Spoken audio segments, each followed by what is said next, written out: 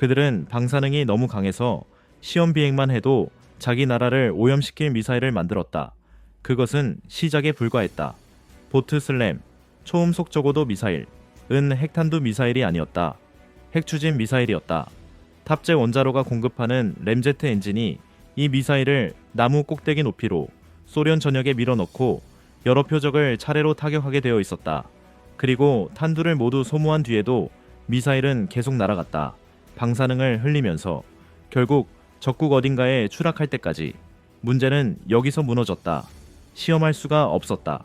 미국 사막 상공에서 완전한 시험 비행을 했다면 수백 마일에 걸친 방사능 상처가 남았을 것이다. 6회 동안 엔지니어들과 원자력위원회는 비행 중 문제가 생기면 어떻게 할지 계속 논쟁했다.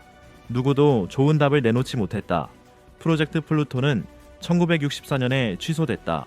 미사일이 시험에 실패해서가 아니라 성공적인 시험이 거의 그만큼 위험했을 수 있었기 때문이다.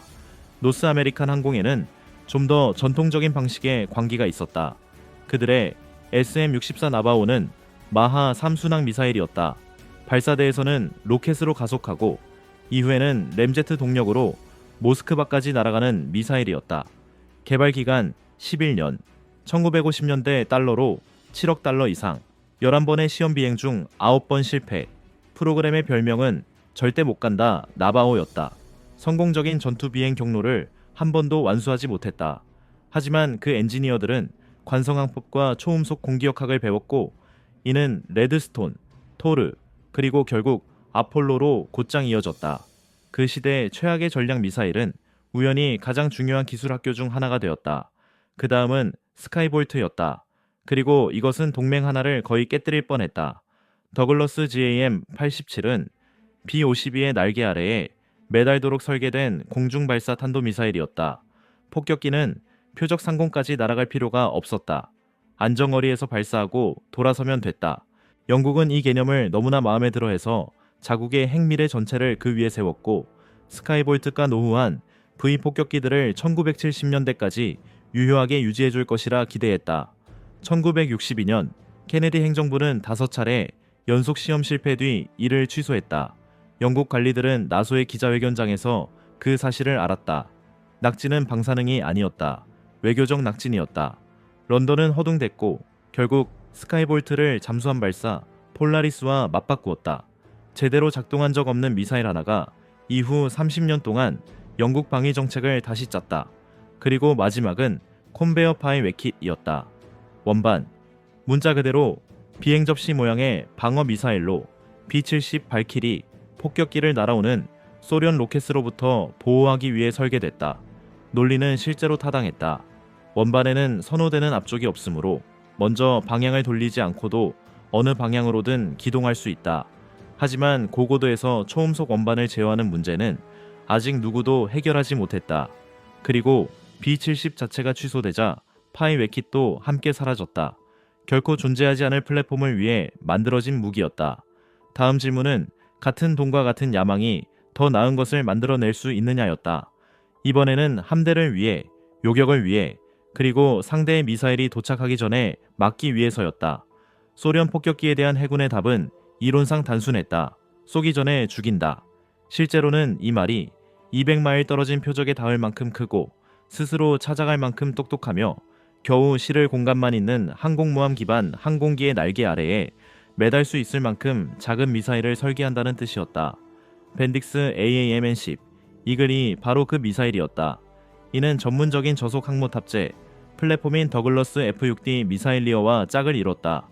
이 항공기는 공중전을 벌이기 위한 것이 아니라 고도에서 배회하다 장거리 격추를 수행하도록 설계됐다. 개념은 타당했다. 방어선을 충분히 멀리 밀어내 소련 폭격기가 발사 사거리에도 도달하지 못하게 하는 것이다. 하지만 느리고 무장도 없는 플랫폼이 거대한 미사일 하나를 싣는다는 것은 군수와 전술 양쪽에서 악몽이었다. 항모 가파는 부동산이다.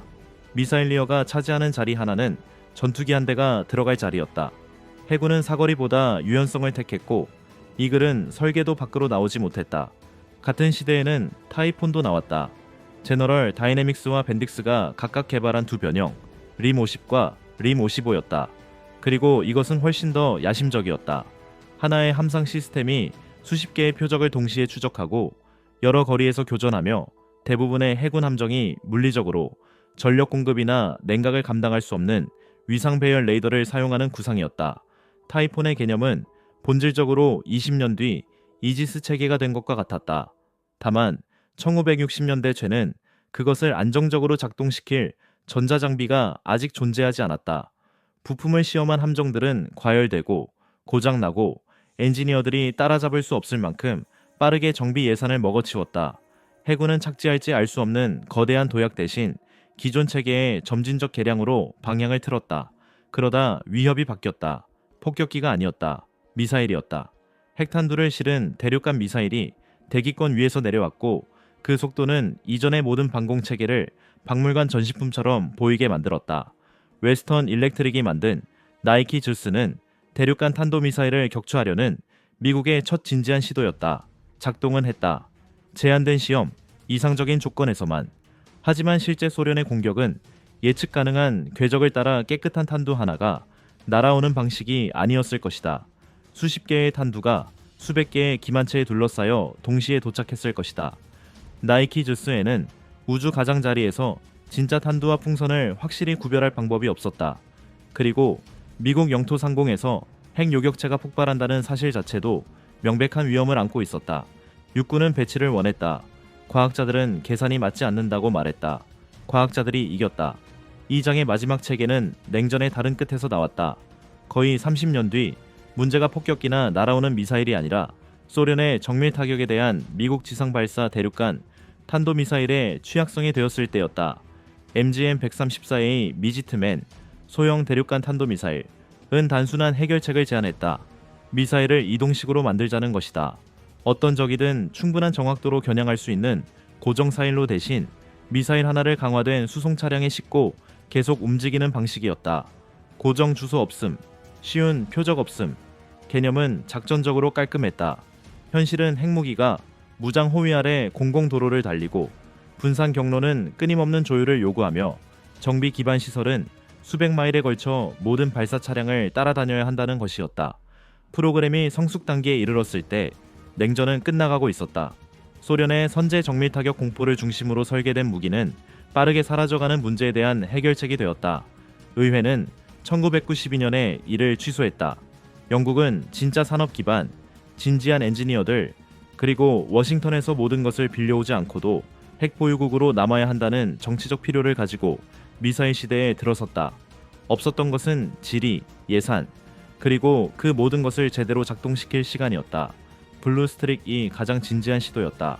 드 하빌랜드 프로펠러스가 롤스로이스 RZ-2 엔진과 함께 개발한 이 액체연료 탄도미사일은 영국의 독자적인 전략 억지력을 주기 위해 설계됐다. 미국의 허가가 필요 없는 억지력 말이다. 공학은 믿을만했다. 문제는 그것이 방어해야 할 섬이었다. 영국에는 전략적 중심이 없다. 제한된 모든 발사장은 소련의 표적화 범위 안에 쉽게 들어갔고 액체연료 미사일은 몇 분 안에 발사 준비 상태로 유지할 수 없다. 발사 전에 연료를 주입해야 하며 실제 전쟁에서는 누구에게도 없는 시간이 필요하다. 지하 사일로가 제한되고 비용이 산정됐지만 그 숫자가 재무부에 도달했다. 1960년까지 군은 이를 취소했다. 기체는 다른 형태로 살아남았다. 유로파, 우주로켓의 첫 단으로. 하지만 무기로서는 숨을 곳이 없었다. 육군에는 별개의 문제가 있었다. 그들의 전술 핵투발 체계인 미국제 MGM-5 코퍼럴은 낡고 다루기 번거롭고 야전에서 운용하기 점점 민망한 물건이 되어가고 있었다. 잉글리시 일렉트릭은 현대적 대체품으로 블루 워터를 개발했다. 유럽 대륙의 영국군과 함께 이동할 수 있는 고체 연료 이동식 탄도미사일이었다. 초기 시험을 통과했다. 육군은 원했다. 하지만 계산은 가혹했다. 나토 동맹국들이 구매하지 않는다면 영국은 개발과 생산 비용 전체를 혼자 부담해내야 했다. 독일은 망설였다. 미국은 대안을 제시했다. 구매자 연합이 없자 블루 워터는 한 국가 고객만을 위해 정당화하기엔 너무 비싸졌고 1962년에 취소됐다. 이미 작동하는 하드웨어가 만들어진 뒤였다. 다른 종류의 실패가 브리스톨 블루 엠보이를 덮쳤다. 이것은 방공 미사일이었다. 소련 폭격기가 영국 도시들 위에서 스탠드오프 무기를 발사하기 전에 요격하도록 설계된 장거리 지대공 체계였다. 기술적으로는 브리스톨이 이미 생산하던 것에서 논리적으로 한 걸음 나아간 물건이었다.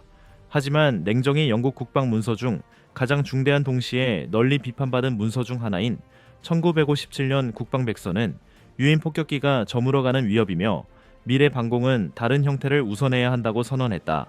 예산 우선순위가 바뀌었고 프로그램은 전략적 명분을 잃었으며 블루 엠보이는 잘려나갔다. 그 공학 일부는 개량형 블러드하운드 2형으로 이어졌고 이는 실제로 배치됐다. 취소된 미사일은 정치적으로 더 살아남기 쉬운 미사일의 조용한 기증자가 되었다. 가장 작전적으로 구체적인 희생양은 비커스 레드 히비였다. 이것은 대형 공대공 미사일로 작전 요구사항 F-155에 따라 실전 배치될 영국 요격기 세대를 위해 설계됐다. 레이더 접촉이 위기가 되기 전에 소련 폭격기를 파괴할 빠른 고고도 사냥꾼들이었다. 레드 히비는 그 항공기들을 중심으로 설계됐다. 국방백서가 한두 개 프로그램이 아니라 영국 전투기 차세대 전체를 취소하자 레드 히비에는 더 이상 올라탈 것이 남지 않았다. 미사일이 실패해서 취소된 것이 아니었다. 정치적 결정으로 플랫폼이 사라졌기 때문에 취소된 것이다. 운반체 없는 무기는 그저 비싼 관일 뿐이다. 캐나다는 정확히 하나의 공대공 미사일을 만들었다. 그것은 작동했다. 그래도 취소했다. 캐나다 무기 연구개발 기관이 개발하고 캐나데어가 제작한 벨벳 글러브는 CF-100 캐너 요격기를 위해 설계된 레이더 유도 미사일이었다. 자국 영공 방어를 진지하게 여기는 나라라면 합리적인 무기였다. 1950년대 초까지의 시험은 기능적 결과를 냈다. 하지만 1956년이 되자 계산이 달라졌다. 미국제 스페로 미사일을 기성품으로 사는 것이 국내 프로그램을 무기한 유지하는 것보다 더 저렴했고 캐나다에는 독자적 미사일 개발을 장기 프로젝트로 만들 산업 생태계가 없었다. 벨벳 글러브는 작동하는 하드웨어를 남긴 채 취소됐고 캐나다 안에서 만들어진 대체품은 없었다. 논리는 순수한 경제성이었고 이는 다음 세대 캐나다 방위 조달의 패턴을 조용히 정했다. 캐나다가 물러나는 동안 소련은 정반대 방향으로 밀고 나가고 있었다. 그것도 대륙간 규모로. 라보치킨 라350 브랴는 미국이 나바오로 시도했던 모든 것의 소련식 대응물이었다. 다만 실제로 날았다. 사거리가 8,500km인 마하 3.1 순항 미사일로 로켓 부스터 뒤에는 램제트로 비행하며 레이더 추적을 어렵게 할 만큼 낮은 고도로 대륙을 가로질러 핵탄두를 운반하도록 설계됐다. 17차례 시험 비행을 마쳤고 그중 일부는 성공했다. 라보치킨의 엔지니어링 팀은 장거리 초음속 순항을 지속하는 핵심 문제를 실제로 해결했다. 그리고 흐르쇼프는 1960년에 이를 취소했다. 실패해서가 아니라 탄도미사일이 더 빠르고 운용이 더 단순하며 누군가 대응할 시간을 주며 45분 동안 하늘에 떠있지 않았기 때문이다. 브랴는 자신을 입증한 직후 등장한 기술에 의해 죽었다. 그 직접 경쟁자는 그 단계까지도 가지 못했다. мя시시체프 RSS-40브란 혼란스럽게도 두 소련 순항미사일 모두 폭풍의 이름을 가졌다. 은같은 전략적 역할을 놓고 경쟁하던 별도의 설계국에서 나왔다. 브랴가 결국 날았던 반면 브라는 개발에서 멈춰섰다. мя시시체프 설계국도 같은 핵심 과제, 즉 대륙간 램제트 순항을 마주했지만 그들의 해결 과정은 더 느렸고 시험은 덜 진전됐으며 정치적 바람이 탄도미사일 쪽으로 바뀌었을 때 브라는 투자 대비 보여줄 것이 적었다. 두 프로그램은 같은 전략적 순간에 죽었다. 흐루쇼프가 동시에 포기하기로 한 개념에 걸린 두 개의 나란한 배팅이었다. 이 장에서 가장 급진적인 소련 구상은 아예 날지 못했다. 기술적으로 원시적이어서가 아니라 그것이 제안한 것이 1960년대 기준으로도 진심으로 불길했기 때문이다. 세르게이 코롤료프가 이끄는 OKB-1에서 개발한 GR-1은 전지구 로켓이었다. 부분 궤도 경로를 통해 핵탄두를 전달하도록 설계된 3단 발사체였다. 이 무기는 저지구 궤도에 도달한 뒤 어떤 조기경보 레이더망도 추적하도록 배치되지 않은 방향에서 목표물로 하강할 예정이었다. 기존 요격 체계로는 궤도 속도로 엉뚱한 방향에서 날아오는 물체를 상대할 수 없었다. 전략 개념은 빈틈없었다. 하지만 코롤료프 설계국은 동시에 R7, 스푸트니크, 보스토크, 보스호트를 밀어붙이고 있었다. 그의 관심과 자원은 소련 우주 프로그램 전체에 걸쳐 갈라져 있었다. 양일의 설계국이 R-36을 통해 같은 부분께도 능력으로 가는 더 깔끔한 길을 보여주자 GR-1은 1965년에 조용히 보류됐다. 모스크바 열병식에 등장했지만 실전에서 발사된 적도 완전히 시험된 적도 없던 궤도에서 공격하도록 설계된 미사일, 기술 실패가 아니라 내부 경쟁으로 취소된 무기였다. 블라디미르 첼로메이는 소련에서 가장 정치적 연줄이 강한 설계국 중 하나를 운영했다. 그리고 그 연줄이 끊어졌을 때 그 고통을 가장 뼈저리게 느낀 사람들은 그의 엔지니어들이었다. UR-200은 1960년대 초 대륙간 탄도미사일 경쟁에 내놓은 첼로메이의 작품이었다. 대륙간 사거리를 가진 2단 액체연료 탄도미사일로 단순히 핵탄두를 운반하는 것 이상의 역할을 하도록 설계됐다. 부분궤도 탑재체를 실을 수 있었고 위성요격 무기로도 쓸 수 있었다. 첼로메이는 이를 군사용이든 아니든 발사체 계열로 성장시킬 플랫폼으로 보았다. 1963년부터 1964년까지 바이코누르에서 9차례 시험 비행을 했고 대부분 성공했다. 일반적 기준으로는 살아남을 만한 프로그램이었다. 하지만 소련 미사일 개발은 결코 순수하게 시험 결과만의 문제가 아니었다. 설계국, 인물, 그리고 올바른 순간에 올바른 후원자를 갖고 있느냐의 문제였다. 첼로메이의 후원자는 흐루쇼프였다. 그리고 1964년 10월 흐루쇼프는 권좌에서 밀려났다. 몇 달 안에 첼로메이의 가장 야심찬 프로젝트들을 보호하던 정치적 구조가 무너졌다. 군은 양헬에 R-36이 있는데 굳이 UR-200을 원하지 않았다. 더 무거운 탑재량, 더 단순한 운용 방식, 그리고 막 보호자를 잃은 설계국이 아니었다. 1965년 UR-200은 어떤 서방 프로그램이었다면 살아남게 했을 시험 기록에도 불구하고 취소됐다. 소련식 조달이 실제로 어떻게 작동했는지를 가장 깔끔하게 보여주는 사례였다. 실패한 것은 미사일이 아니었다. 그 뒤에 있던 사람이었다. 이 장의 두 번째 프로그램은 전혀 다른 문제에서 나왔다. 설계국 간 경쟁이 아니라 소련군이 깔끔하게 해결하지 못한 실제 운용상의 딜레마였다. 미하일 양헬이 이끄는 유즈노의 설계국에서 개발한 RT-20P는 진정한 대륙간 사거리를 가진 도로 이동식 대륙간 탄도미사일을 만들려는 시도였다. 이 개념에는 명백한 전략적 논리가 있었다. 아무리 강화된 고정사일로라도 좌표는 알려져 있다. 움직이는 미사일에는 연구 주소가 없다. 미국 정찰위성은 점점 더 높은 정밀도로 모든 소련 발사 시설을 지도에 올리고 있었고 장군들은 그것이 선제 타격 취약성에 무엇을 의미하는지 이해했다. 양헬 팀이 선택한 공학적 해법은 특이했다. 혼합 추진 체계였다. 일단은 고체 연료로 작동했다. 깨끗하고 준비가 빠르며 수송이 안전했다. 2단은 액체 연료였다. 에너지가 더 크고 군이 요구한 사거리 수치를 달성하는 데 더 적합했다. 서류상으로는 양쪽의 장점을 합친 것이었다. 실제로는 양쪽의 복잡성까지 합친 것이었다. 도로 수송이 가능하고 날씨를 견디며 짧은 예계도 발사 준비가 되어 있어야 하는 단일 차량 위에서 근본적으로 다른 두 추진제 체계를 정비하는 일은 끝내 완전히 해결되지 않은 운용 부담이었다. 차량은 무거웠고 발사대는 거대했다. 분산된 야전 진지들 사이에서 기능을 유지하게 하는 군수는 가혹했다. 시험은 1960년대 후반까지 이어졌다. 체계는 군이 광범위한 배치에 적합하다고 여길 수준에 도달하지 못했다. 전고체식 RTE가 더 단순하고 완성까지는 더 오래 걸렸지만 결국 운용면에서 더 깔끔한 이동식 억지력의 길로 이를 앞질렀다. RT-20P는 조용히 버려졌고 그 혼합 논리는 추진공학의 경고 사례로만 남았다. 소련의 두 프로그램, 하나는 후원자가 몰락하는 순간 정치에 의해 취소됐고 다른 하나는 자기 기계적 야망의 무게에 눌려 취소됐다. 두 경우 모두 미사일은 충분히 실제였다. 시험됐고 문서화됐으며 물리적으로 조립됐다. 무너진 것은 하드웨어가 아니었다. 그 주변의 체계였다. 후원 구조, 교리, 그리고 야전 조건 아래에서 끝내 제대로 버티지 못한 운용 논리였다. 어떤 무기들은 초기에 실패하지 않는다. 충분히 오래 살아남아 비싸지고 기술적으로 성숙하고 거의 배치 가능해진다. 그리고도 결정은 내려진다. 달, V400으로도 알려진 기존 어떤 지대공 미사일도 도달할 수 없는 고도와 사거리에서 표적을 요격할 수 있는 전략 방공 체계를 만들려는 소련의 시도였다.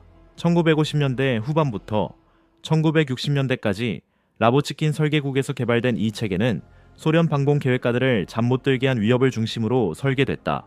극고도에서 날아오는 미국 폭격기, 순항미사일, 그리고 결국 S-715 포대가 감당할 수 없는 비행 경로를 가진 모든 것. 이 체계는 전용 레이더망의 유도를 받는 대형 2단 미사일을 사용했고 진짜 개발 노력을 거쳤다. 종이 위 연구가 아니라 하드웨어, 시험, 그리고 진지한 제도적 투자가 있었다. 문제는 위협이 체계가 성숙하는 속도보다 더 빠르게 변했다는 점이었다. 달이 운용 준비에 가까운 단계에 접근했을 때 미국의 주된 투발 수단은 고고도 폭격기에서 탄도미사일과 저고도 순항무기 쪽으로 옮겨가고 있었다. 특정 고도대와 특정 위협 범주에 최적화된 체계는 점점 더 내일의 비용으로 어제의 문제를 푸는 물건이 되어갔다. 설계국은 이를 지키려 했다. 군은 결국 전체 위협 범위를 다루는 체계에 돈을 쓰는 편이 낫다고 판단했다. 이미 1960년에 세면 라보치킨 본인을 잃은 라보치킨 설계팀은 그 없이 프로그램을 붙잡아 둘 수 없었고 달은 실전 배치에 이르지 못한 채 취소됐다. 이는 소련 미사일 개발의 주요 세력으로서 라보치킨의 끝이었다. 설계국은 결국 우주 탐사선 쪽으로 방향을 틀었다. 이 마지막 장의 두 번째 무기는 훨씬 나중에 나왔다. 그리고 이 영상의 거의 어떤 무기보다도 실제로 세력 균형을 바꿀 뻔했다. 메테오리트, 소련 군사 명칭으로 3M25, 후대 문서에서는 때때로 하80 그롬이라 불린 는 라두가, 설계국이 1970년대부터 1980년대까지 개발한 초음속 순항 미사일이었다. 컸다. 순항 미사일 기준으로는 거대했다. 대략 전투기 크기였고 저고도에서 마하 3으로 비행하거나 고고도에서 더 높은 속도로 가속할 수 있었으며 소련의 해상 또는 공중 발사 플랫폼에서 지구상의 거의 모든 표적을 사정권에 넣을 사거리를 가졌다. 잠수함, 수상함, 그리고 투-95 폭격기에서 발사되도록 설계됐다. 탄두는 핵탄두였다. 목적은 소련군의 장거리 대치 타격 무기를 주는 것이었다. 미국 항공모함 전단 방어망과 나토 지휘 기반 시설을 요격이 극도로 어려운 거리에서 뚫을 수 있는 무기였다. 시험은 1980년부터 1980년대 후반까지 이어졌다. 미사일은 날았다. 일부 발사는 성공했다. 하지만 적어도 영역에서 마하 3 순항을 지속하는 공학적 난제, 기체 가열, 엔진 내구성, 장거리 항법 정확도는 심각하고 끈질겼다. 비용은 늘어났다. 소련 국방 예산은 압박을 받고 있었고 그 압박은 10년이 흐를수록 더 악화됐다. 군은 동시에 그라니트, 하55와 더 예측 가능한 개발 경로를 가진 다른 순항 미사일 프로그램에도 자금을 대고 있었다. 메테오리트는 1992년에 취소됐다. 소련 자체가 이미 존재하지 않게 된 뒤였다. 기술적 난도, 예산 붕괴, 그리고 그 존재를 정당화하던 전략적 맥락의 소멸이 함께 죽인 무기였다. 마지막 두 체계, 하나는 위협이 자신보다 앞서 자라났기 때문에 취소됐고 하나는 그것을 만든 나라에 시간이 다했기 때문에 취소됐다. 이 영상의 모든 미사일은 같은 기본 운명을 공유했다. 두려움 속에서 설계되고 긴급함 속에서 자금을 받았으며 물리학, 정치, 예산 계산 혹은 실제로 사용하기 더 쉬운 또 다른 무기에 의해 추월당했다. 냉전은 이 무기들이 만들어졌기 때문에 끝난 것이 아니다. 어느 정도는 그중 충분히 많은 것들이 만들어지지 않았기 때문에 끝났다.